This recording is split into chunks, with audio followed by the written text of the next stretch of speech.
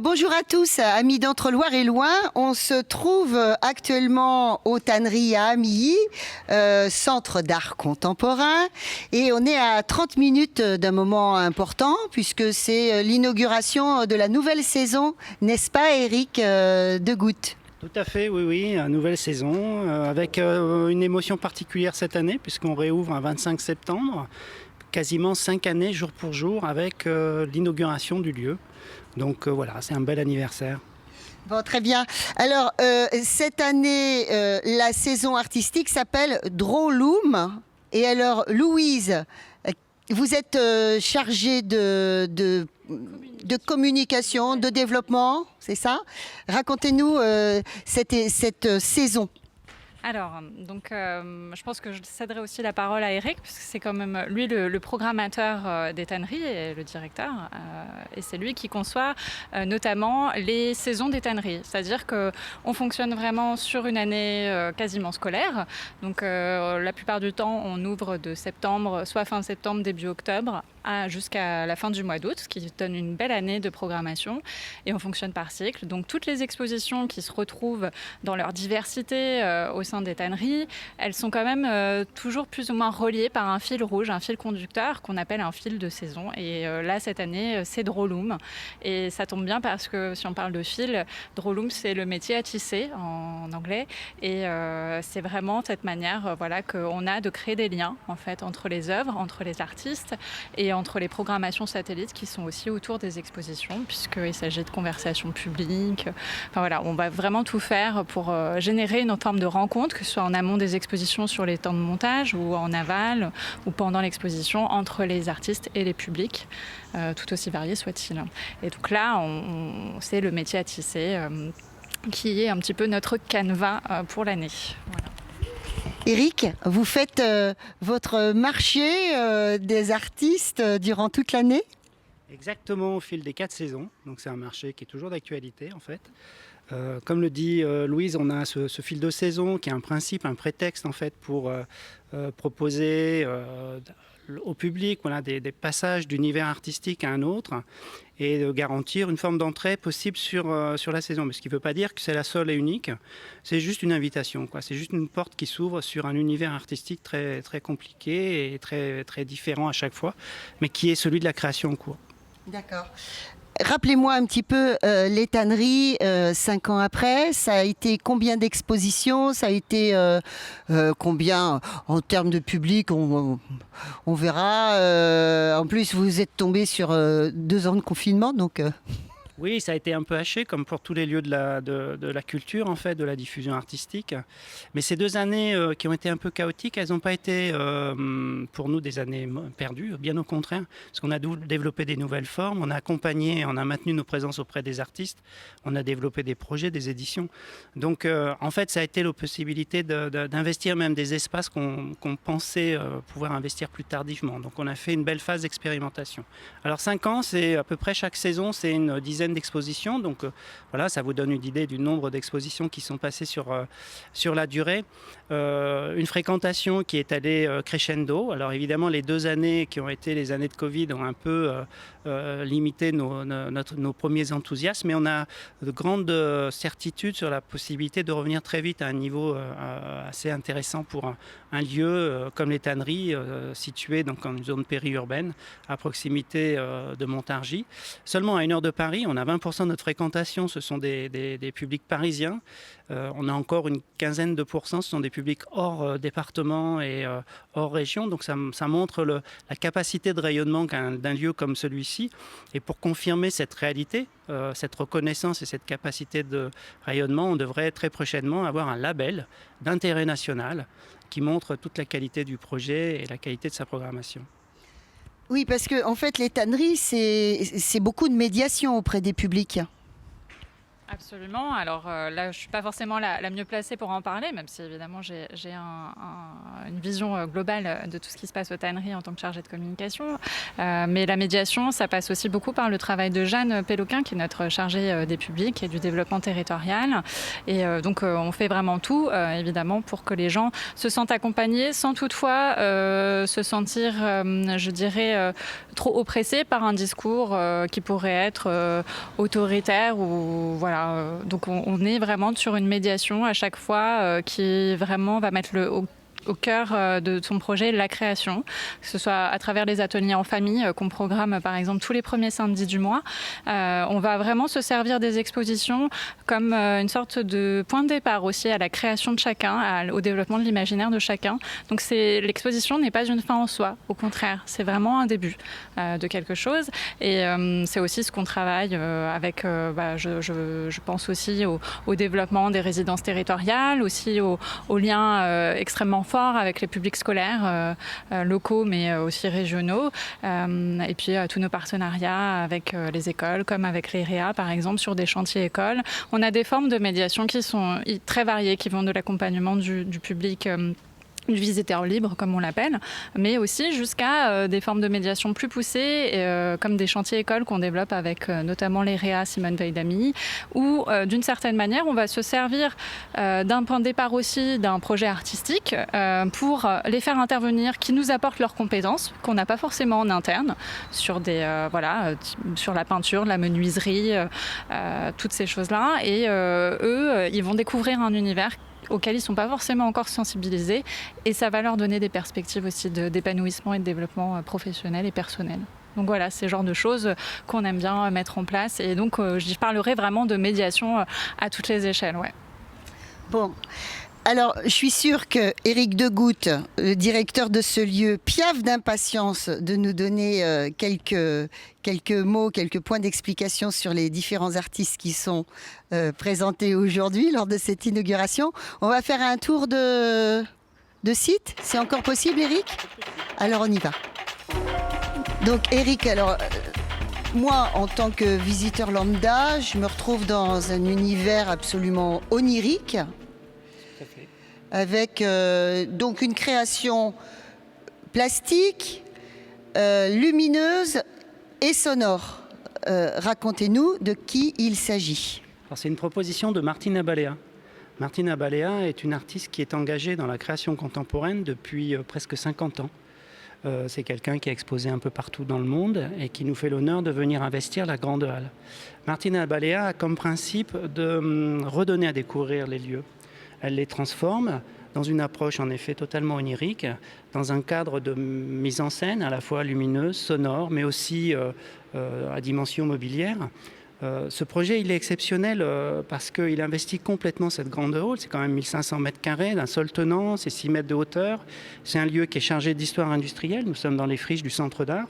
Et elle nous le transforme complètement. On est pris vraiment dans un univers très singulier, très particulier. On peut même utiliser le terme de beauté parce que je crois qu'il y a vraiment cette idée-là d'avoir quelque chose, une installation donc, qui est constituée d'un grand voile qui est animé par un souffle d'air et qui crée l'impression d'une vague sans fin qui continue d'arriver sur la grève. Et puis en fond de salle, on a une espèce de laboratoire composés de verres industriels qui sont éclairés et mis en scène d'une manière assez remarquable. Pour information, ces verres sont les verres de la collection du musée du verre de Dordives. Eh bien, j'allais vous dire justement qu'on était tout proche de Bagneux même, et de toute une tradition de verre industriel. Et de même, évidemment, moi, quand je vois cette eau qui bouge, je pense aux cuves et je pense au loin qui enserre cette île. Est-ce qu'elle y a pensé ? Tout à fait, c'est justement en prenant la mesure du lieu, Martine est venue, comme tous les artistes, visiter, parcourir les espaces, s'intéresser à l'histoire du lieu. Donc on lui a notamment parlé du circuit hydrologique qui animait ce centre de traitement des pots. Et donc elle a repris cette idée, mais elle l'a interprétée à sa manière. Et elle nous en donne une matérialisation, une présentation tout à fait spectaculaire. Louise, vous aimez ce lieu, vous aimez cette œuvre ? J'aime beaucoup la Grande Halle, mais j'aime tous les espaces des tanneries parce qu'ils offrent aussi une variété aux artistes d'appréhension des espaces et du coup de création. parce que c'est vrai aussi que les tanneries, par leur spécificité et la spécificité de chacun des espaces d'exposition, invitent les artistes à ne pas seulement présenter des œuvres qu'ils auraient fait au préalable, mais vraiment à prolonger et parfois même à se réinventer, je dirais, au contact des lieux. Et c'est pour ça qu'on est aussi une plateforme de production véritablement où les choses, voilà, on génère beaucoup d'œuvres inédites et ça permet aussi aux artistes donc de poursuivre leur cheminement. Et c'est vraiment le cas, notamment avec Martine ici, puisqu'on retrouve un peu tous les éléments de son vocabulaire traditionnel, vraiment qu'elle a tissé au fil des années. Et qu'on retrouve complètement remanié ici et magnifié par le site qu'elle a su, qu'elle fait renaître aussi d'une certaine manière. Martine, c'est quelqu'un qui est vraiment très attaché à l'aspect mémoriel des choses et des endroits. Et elle s'ingénie souvent, un peu comme une archéologue, comme elle aime le dire, à vraiment étudier toutes les morphologies, que ce soit géographiques, mais aussi historiques d'un lieu, et pour les faire revivre à travers des fictions, des débuts de fiction, et puis qu'elle laisse aussi pleinement le visiteur compléter à son envie. Voilà, alors que les visiteurs se fassent leur histoire, en effet, et alors c'est merveilleux parce que ça peut parler aux enfants de façon fabuleuse, cet endroit, n'est-ce pas? Grands enfants. Tout le monde, je pense. Alors on va changer tout à fait d'univers, je pense, d'artistes et d'étages aussi, de niveau. Juste avant de découvrir le travail d'Élodie de Lesourd sous la Verrière, dans le hall se trouve une œuvre accrochée au mur de Dominique Debert, qui nous a fait le plaisir de mettre en dépôt cette œuvre sur la durée totale de la saison. Donc elle va être vraiment le fil rouge, cette présence sur l'ensemble des enjeux de Drôloum. Et ce que l'on voit sur cette diptyque, en fait, ce sont 2 bobines de métier jacquard qu'elle a retravaillées. De quoi ? De métier jacquard. D'accord. Les métiers à tisser jacquard ont été comme les automates au 18e siècle et 19e siècle, avec des petits trous. C'est l'orgue de Barbarie. C'est le même principe. Et donc c'est ce qui a permis pendant le 19e siècle de générer une industrie du textile à travers une mécanisation en fait du tissage. Donc Drôloum, c'est aussi une plongée comme ça dans les principes et les échos qui peuvent exister dans les mises en œuvre des principes de tissage et qui inspirent autant les artistes que nous. C'est un thème très, très littéraire, très social également, très, très transversal en effet, tisser des liens. Alors, donc, on disait, on se retrouve devant une installation d'Élodie Lesourd, avec encore une création sonore, Éric. Tout à fait. Et donc, c'est une photographe, qui est-elle ? Alors, Élodie est une personne, une artiste complexe. Complète et complexe. Complexe et complète. Complète, c'est le visiteur qui va s'en assurer. En fait, c'est quelqu'un qui fait le lien entre 2 champs de création, qui est celui des arts visuels et celui de la musique. Elle est très intéressée par justement les liens qui peuvent se tisser, les possibles qui peuvent relier l'un à l'autre, les tentatives d'harmonie qui peuvent se construire à travers ça. Alors c'est vrai que c'est aussi les surprises de la programmation, puisque quand j'ai invité Martine et Élodie, et puis vous verrez que la question de l'harmonie est aussi présente dans l'exposition Figures de pensée, c'était pas une idée qui émergeait de fait, mais qui s'est imposée là au moment de l'installation, et je trouve ça assez incroyable, parce qu'on glisse, après avoir vécu ce moment intensif dans la grande halle, quand on arrive dans la verrière, à une autre forme de mise en situation, d'harmonie, alors qui n'est pas construite du tout de la même manière. Élodie a profité de sa présence sous la verrière pour d'abord travailler le lieu en composant une structure sculpturale en premier plan qui reprend les fermes en fait de la grande charpente de la verrière. Elle l'a posée au sol comme si celle-ci se prolongeait, était désarticulée et venait constituer un nouvel espace d'accrochage et de mise en situation d'images. Ce sont des impressions sur film transparent, mais des images qui sont un peu poussés à leur paroxysme, dans les limites même de ce qui émerge sur la donnée, qui est un des points d'attention d'Élodie. Elle va l'aborder d'une manière différente à chaque fois, et vous allez voir dans la petite galerie qui complète cette installation, que la peinture hyper réaliste a cette même prétention d'aller au bout des choses et du représenter. Donc c'est quelque chose de particulièrement significatif du travail d'Élodie. Est-ce que je me trompe, Eric, si je dis que cet artiste travaille sur la vibration, voire sur la vibrance ? Non, c'est un univers qui lui convient bien, puisque justement dans ce rapprochement qu'elle a entre transcription graphique, iconographique et transcription musicale, on est sur ces enjeux-là. Les couleurs, la vibration, le moment sur lequel l'image se fixe sans se fixer. C'est peut-être au moment où on croit avoir fixé l'image qu'elle s'évapore. Et il y a ce rapport-là dans le travail d'Élodie qui est intéressant. C'est comme si on était constamment en travail d'accommodation. Vous savez, l'œil, quand il doit regarder au loin, au proche, quand on vieillit un peu, on a un peu plus de problèmes, il doit s'accommoder à la distance et réagir plus ou moins bien pour faire une mise au net. Le travail d'Élodie, il est un peu dans ce mouvement-là constant de l'œil, de l'accommodation du regardeur, à différents strates d'images, de peinture, de représentation, de formes d'expression artistique, donc art visuel et musique, et elle nous emmène à pérégriner et à voyager dans ces univers-là. Est-elle elle-même musicienne ? Oui, Élodie, en fait, a vraiment cette double qualité d'artiste plasticienne et de musicienne. D'ailleurs, elle fait souvent intervenir la musique, mais même de manière performée au sein de son travail. Elle développe des concerts, voilà, des choses comme ça. Et de toute façon, tout son travail est aussi imprégné de musique. Parfois de manière plus précise sur le rock, notamment, dans laquelle elle a baigné, qui est une grosse source d'inspiration, mais pas que, c'est très ouvert. Là, par exemple, dans cette exposition-là, on a aussi bien des références rock avec ses peintures qu'elle appelle hyper rockalistes, donc qui est vraiment un néologisme et un concept qu'elle a développé depuis quelques années maintenant. Et aussi, par exemple, un compositeur très ténu comme Giacinto Scelsi, qui est un compositeur italien de musique, je dirais, concrète, voilà, tel que pouvait l'être un Frank Zappa, mais a posteriori. Donc on est sur des choses qui ne sont pas vraiment très connues du grand public, mais qui sont un peu des révolutionnaires de la composition musicale.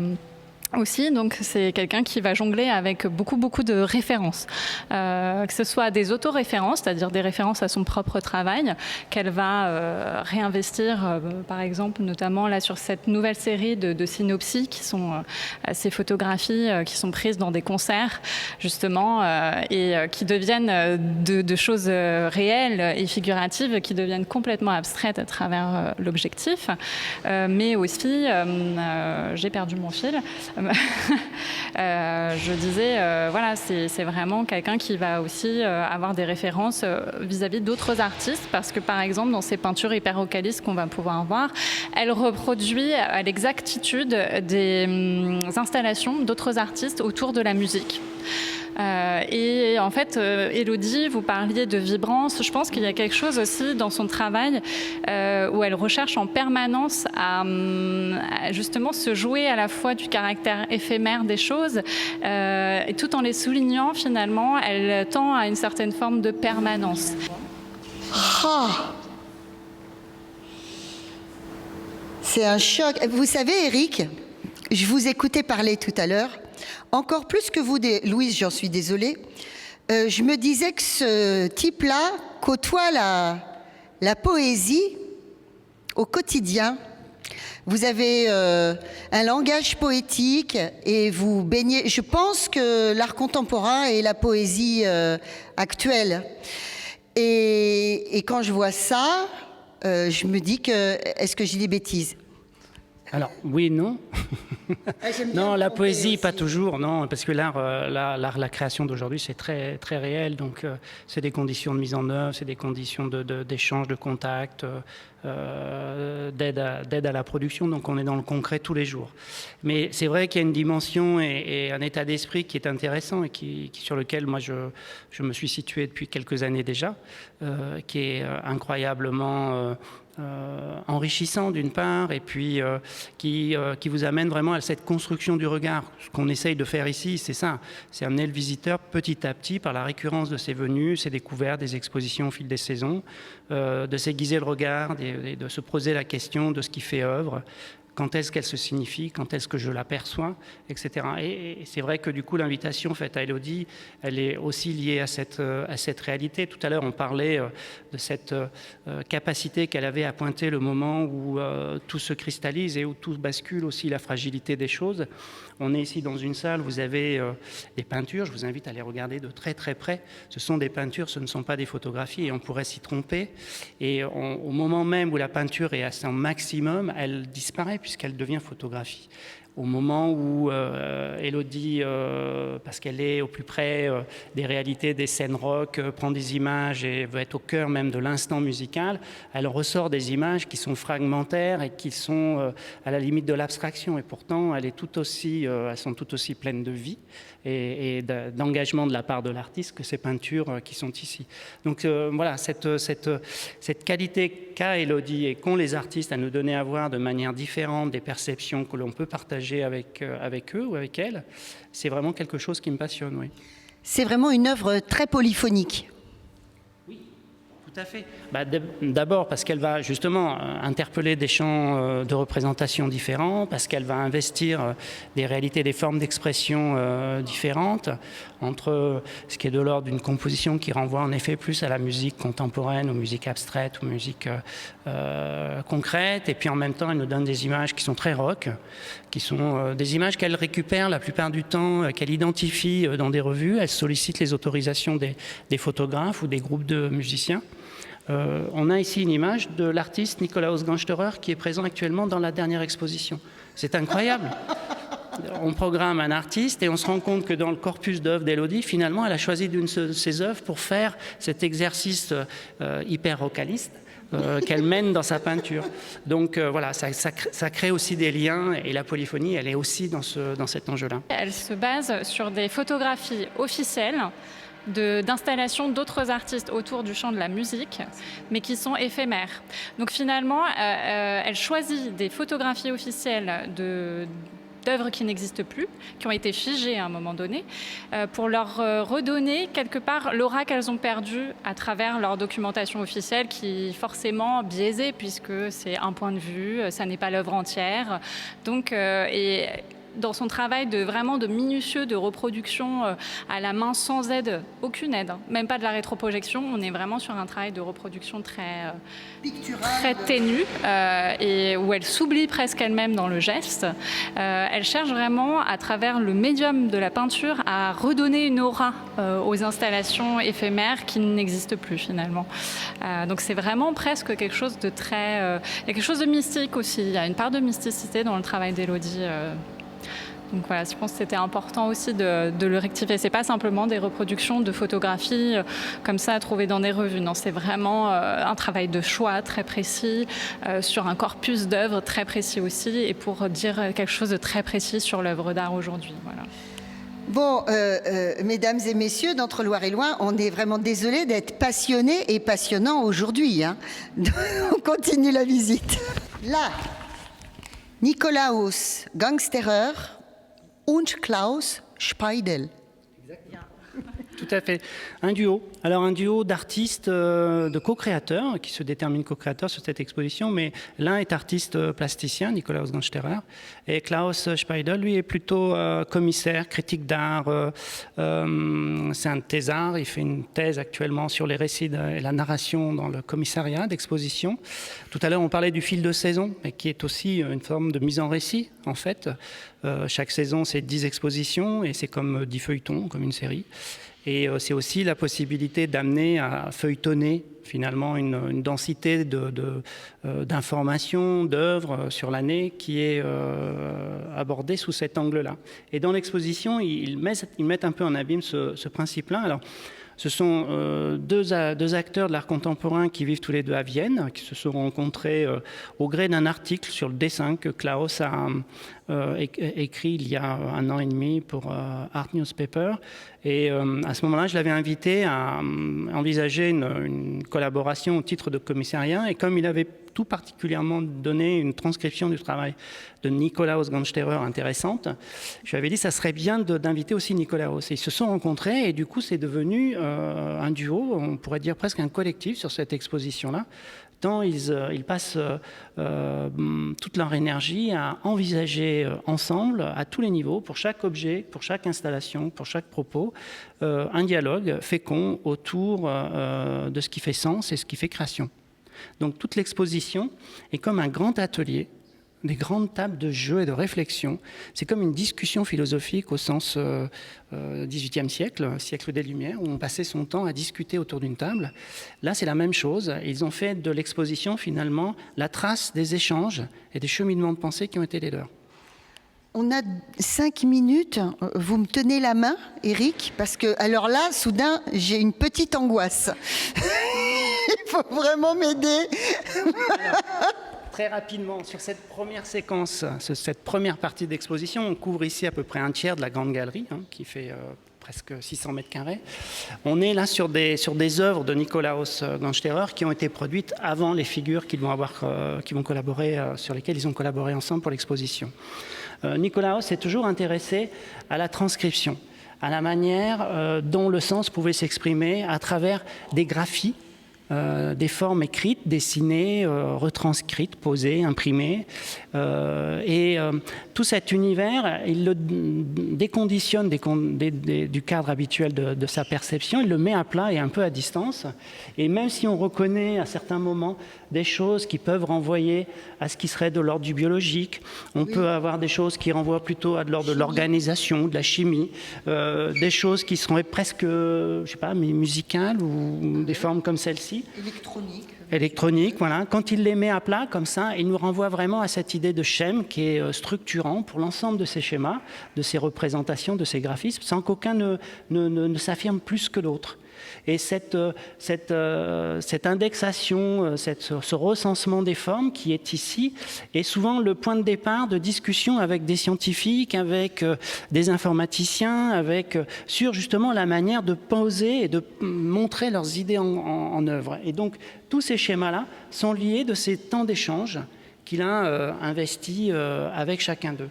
Ici, sur le côté, on a une autre forme plus poussée de cette pratique, où là, Nikolaus devient un peu plus présent. Si sur la première forme, il était très discret et on a des tracés très très purs comme s'il n'intervenait pas, ici on a des traces, on a des repentirs, comme des cartes, mais du coup on devient dans un rapport beaucoup plus d'expression graphique et plastique. Et ces échanges-là, toutes ces formes, tous ces dessins, toutes ces écritures, toutes ces figures de pensée... En anglais, en allemand, parfois, ça va dépendre avec qui il travaille, sont nés de discussions principalement avec des chorégraphes et des danseurs. Donc ces écritures ont donné lieu à des discussions où ont été au contraire le résultat de ces discussions. Alors je sais que Klaus montre souvent celle-ci en disant que ça c'était le principe de comment on fait tout disparaître pour mieux régénérer finalement l'espace sur lequel on va créer. Donc ça c'est en lien avec des chorégraphes, donc ça veut dire la scène, le décor, les postures, les écritures, etc. Donc comment on rend les choses possibles pour régénérer des nouvelles formes. Et ce principe, donc, il l'a aussi projeté sur une très grande surface, une espèce de tableau noir. Une nébuleuse, qui ont l'avantage, les tableaux noirs, de garder les traces de ce qui a été dit et ce qui s'est effacé à un moment donné, parce qu'on a changé l'idée, parce que la pensée s'est transformée, parce que le moment n'est plus là. Et donc, il y a des formes et des figures qui restent et qui viennent occuper cet espace, mais en conservant ce principe de ce qui est de sorte d'écriture, de poétique de l'écriture, sans qu'on sache vraiment à chaque fois dans quel registre on se situe. Alors deux univers, l'univers scientifique et l'univers du monde du spectacle, de la création. Oui, de la création. On pourrait lier l'écriture parce que le terme est très présent. Donc il y a des écritures allemandes, il y a des écritures anglaises, il y a des écritures françaises dans l'exposition parce que la manière d'écrire est importante, mais à chaque fois elles sont de la main de Nikolaus. À part vous verrez quelques extraits de textes de Wittgenstein qui est une des figures convoquées dans cette exposition. Alors Ludwig Wittgenstein est un grand philosophe qui est mort à la fin des années 50, qui était viennois, mais qui a fondé toute la pensée analytique de la philosophie anglo-saxonne de l'après-guerre. Et donc c'est une grande figure de la pensée, une grande figure de la philosophie, et qui s'est interrogé d'une manière très simple et très démythifiante à la question du sens. À quel moment ça fait sens? Pour qui? Pourquoi? Et à travers des formes très, très simples qui nous éloignaient des grands propos parfois un peu lénifiants des philosophes. Je pense par exemple à Hegel ou autre chose, ou d'autres penseurs philosophiques qui ont des propos beaucoup plus durs, beaucoup plus longs à aborder. Lui, il va vraiment chercher le fragment et l'idée du sens d'une manière très, très précise, sans pour autant que ce soit forcément d'une grande communication, ça il faut le reconnaître. Mais il y a ce travail de décryptage en fait qui est sous-jacent à la philosophie de Ludwig Wittgenstein et qui est aussi la motivation de la pensée de Klaus Speidel et de Nikolaus Gansterer sur cette exposition, c'est d'aller chercher le seuil ultime sur lequel ils sont d'accord en disant là, à partir de là, ça commence à vouloir dire quelque chose. Une installation oui. Qui ressemble vraiment à une installation scientifique quand on la regarde comme ça de loin. Mais c'est une mise en scène. Voilà, une mise en scène. Parce qu'on pourrait croire que c'est une table pour travailler. En fait, non, c'est plus une vitrine, une présentation qu'une table de recherche. Mais par contre, on se dit qu'ici, il y a des résultats qui ont été mis en œuvre. C'est très muséographiant. Oui, aussi, on pourrait voir ça dans un musée des sciences, on pourrait voir ça dans un musée des mathématiques peut-être. Il y a des indications, des possibles qui sont dessous, un index of figures par exemple, qui montre que cette question des figures, pour eux, elle est importante. Alors, je fais juste une toute petite parenthèse ici, puisque Klaus et Nikolaus, on a tout à l'heure parlé du Covid et des reports et des glissements de calendrier qui ont été générés par la crise sanitaire, étaient prévus en saison 4 qui s'appelait Figures et qui abordait justement ces seuils à partir duquel il est possible de percevoir quelque chose et d'apprécier quelque chose qui est très subjectif, c'est-à-dire que moi je peux voir dans les nuages une forme et me représenter des choses que vous ne verrez pas par exemple. Et inversement, vous verrez peut-être des formes que moi je ne verrai pas. Et c'est cette capacité finalement de la matière, du forme, de la lumière à révéler notre rapport au monde qui est au cœur des recherches de Klaus et Nikolaus et qui du coup est aussi très proche avec ce que chacun peut ressentir. Bon, écoutez, Monsieur Weber, je prendrais bien une décision définitive. Laissez la salle, la dernière salle mystérieuse, laissez le public la découvrir, peut-être avoir la chance, comme j'ai eu aujourd'hui, d'avoir les explications formidables et poétiques, j'insiste, d'Éric, de Goutte et de Louise également. Ils sont très complémentaires. Ça a vraiment été une chance pour nous de les rencontrer aujourd'hui. Et je pense que c'est vraiment pas la dernière. Surtout, Éric, que vous avez un Éric Dietmann juste à l'entrée qui nous dit bonjour. Oui. Alors ça, c'est formidable. On aura l'occasion d'en reparler, j'espère. Dans le cadre de Presqu'île, puisque Presqu'île est une exposition permanente ou semi-permanente, en tout cas, on est dans un principe d'œuvres qui sont disposées dans le parc et même un peu plus maintenant qui s'aventurent dans le bourg même d'Amilly. Ce sont des expositions de longue durée, les œuvres sont là pour plusieurs années. Elles sont renouvelées régulièrement les unes après les autres, donc Presqu'île est toujours une exposition en devenir, n'est jamais figée, mais ça sera avec grand plaisir qu'on pourra reparler de l'installation et de l'œuvre de Dietmann ici. Merci. Alors on prend rendez-vous, Louise. Avec plaisir. Ouais. Merci, à bientôt. À très bientôt. Gérard Dupaty, vous allez participer à cette inauguration.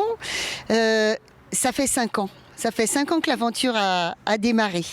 Oui, elle a démarré bien avant même, puisqu'il y a une histoire amilloise qui date de plus de 20 ans. Donc les arts à Amilly, les arts plastiques en particulier, effectivement, ont déjà une histoire bien inscrite dans le paysage urbain.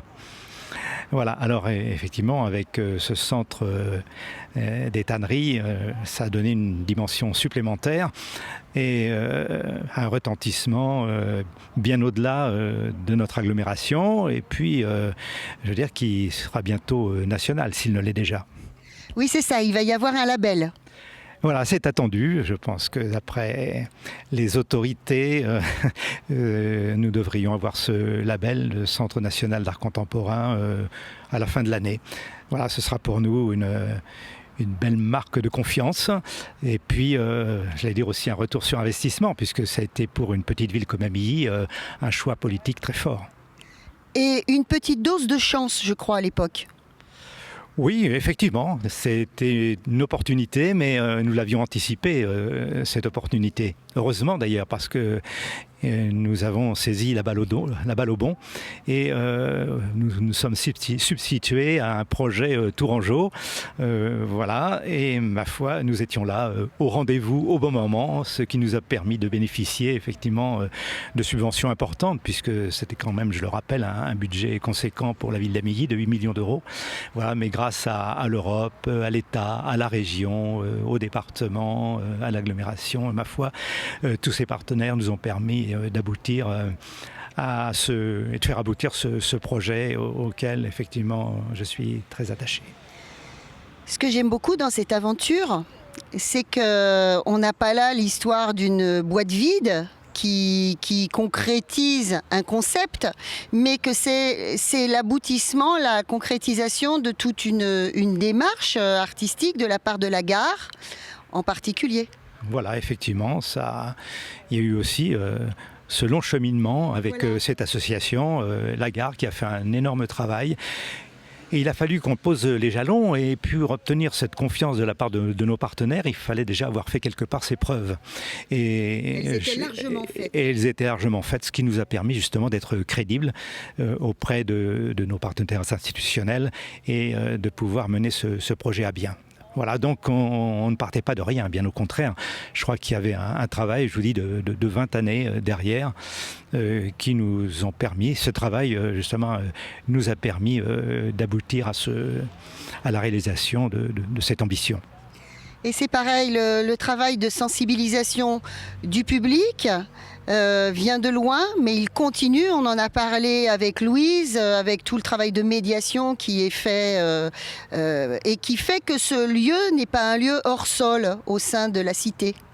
Ce qui est important, effectivement, c'est que ce projet et ce qui s'y passe, il faut que la population se l'approprie. Sinon, je ne vois pas l'intérêt. Ce n'est pas fait pour une petite élite d'initiés. C'est fait, effectivement, pour tout le monde. Tout le monde, et en particulier, on passe par le monde scolaire, qui est là régulièrement, et les établissements scolaires aussi, qui participent justement à la mise en place de ces installations. Donc il y a une implication bien au-delà. C'est un public très large. Voilà, c'est ouvert à tous les publics. Voilà. Merci beaucoup. Je vous en prie, merci de m'avoir écouté.